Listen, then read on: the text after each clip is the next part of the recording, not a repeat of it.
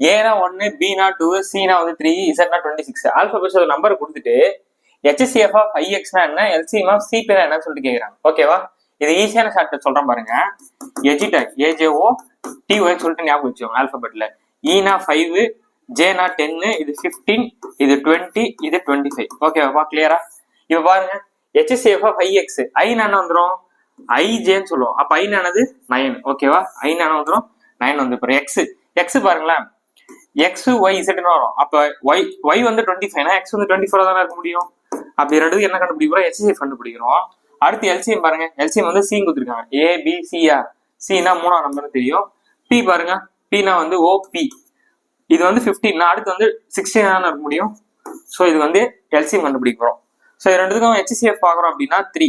So 3 divide பண்ணா என்ன ஆகும், இங்க 3 3 9 வரும், 8 3 24. இதுவும் நம்மளால பண்ண முடியாது. அப்ப HCF வந்து 3 தெரிஞ்சிச்சு. எல்சிஎம் பாருங்க, பெரிய நம்பரோட அடுத்த மடங்கு 32, இது 3ஆல டிவைட் ஆகாது. அடுத்த மடங்கு 48. ஸோ 48 இதுல டிவைட் ஆகும். அப்ப எல்சிஎம் வந்து இதுக்கு 48. அவங்க என்ன கேட்டிருக்காங்க, ரெண்டு ரேஷியோ கேட்டிருக்காங்க HCF எல்சிஎம்க்கும்.